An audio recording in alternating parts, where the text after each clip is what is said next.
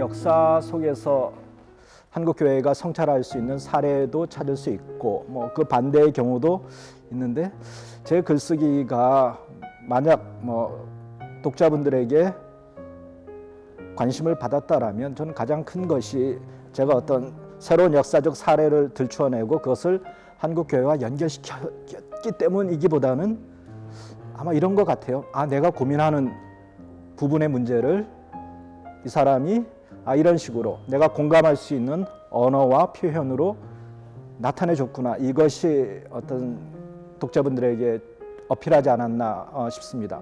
그러니까 제가 글쓰기는 역사적 사례를 찾아서 소개하는 것이기도 하고, 또 한국 교회의 현실을 역사 속에서 반추해 보고자 하는 어떤 후향적인 것이기도 하지만, 그 저변에 기본적으로 깔려 있던 것은 제가 생각할 때는 이것이 나만의 고민이 아니었구나, 나와 같은 고민을 하는 분들이 정말 많이 있구나라는 걸 확인하는 그 순간순간의 기쁨이 이 글쓰기를 계속해서 이어나갈 수 있고 확장시켜 나갈 수 있는 그런 근거가 아니었나 싶습니다.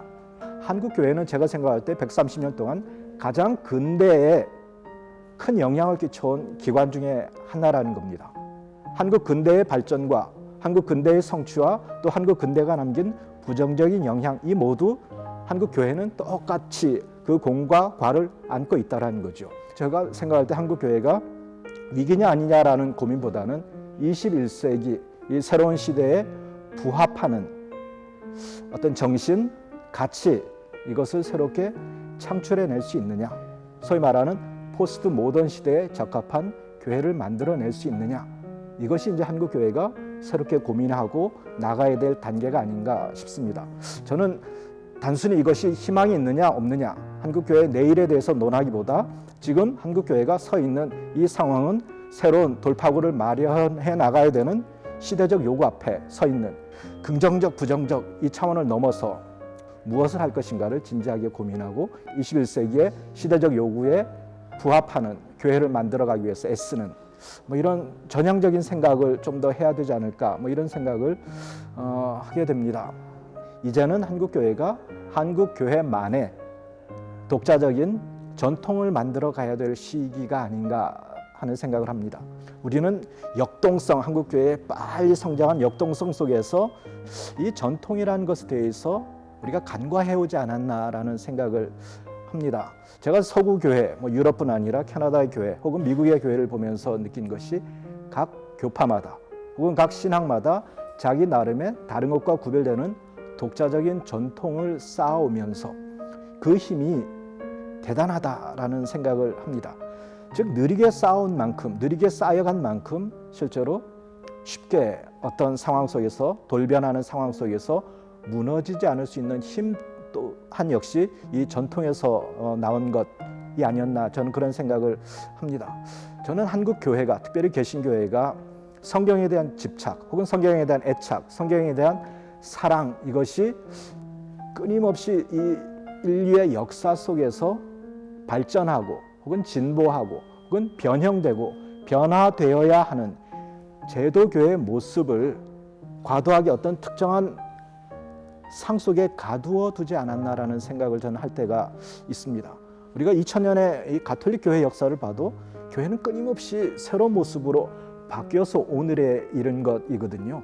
그렇다면 이제 한국 교회는, 개신교는, 우리가 그럼 개신교가 다른 세계 교회와 비교해서 다르게 쌓아가야 될 한국 기독교만의 가치와 고민할 전통이 무엇인가를 조금 더 고민했으면 좋겠다. 그런데 한국은 사실은 교단은 다 다릅니다만 개신교회가 그런 어떤 교파만의 특정한 특성을 이렇게 보여주지는 못하는 것 아닌가, 그런 생각을 합니다. 이 전통에 대한 생각을 서구 교회를 보면서 한국 교회도 이제 할 시점이 아닌가, 제 개인적으로는 그런 생각을 요즘 꽤 많이 하고 있습니다. 신학을 공부한다라는 것은 어떤 경계를 세우는 작업일 수밖에 없거든요. 어떤 특정한 신학적, 교리적 어떤 정합성을 찾아 나가는 그 단계인데, 제가 생각할 때 이제 그 신학적 토대 위에서 우리가 역사나 혹은 폭넓게 말해서 인문학을 배운다라는 것은 그 경계를 스스로 넓혀가는 작업이라고 저는 생각을 합니다. 목회자분들, 특별히 선교사분들 같은 이 사역자분들에게는 어떤 경계를 열어놓고 지평을 확대시켜 나가는 공부를 많이 하셨으면 좋겠다. 뭐 그런 권고를 드립니다. 즉 내가 지금까지 알고 해왔던 것을 다시 확인하는 작업으로 2년 반을 보내기에는 너무 아깝지 않은가, 뭐 그런 거죠. 우리가 어떤 의지만 있다라면 훨씬 더 다양한 문화와 종교와 사람들을 경험하면서 내가 경험의 폭, 또 이해의 폭, 경계의 폭을 넓힐 수 있는 그런 기회인 것 같습니다. 이 다양성을 경험할 수 있는 최대치를 한번 경험해 보시라. 그리고 최대한 우리가 마음의 경계, 신학의 경계, 이웃을 품어나가는 포용의 경계를 넓혀보시라. 그렇다라면 한국교회가 안고 있는 오늘의 한국교회가 처하고 있는 고민에 대해서 조금은 다른 시각으로 어떤 길이 보이지 않을까.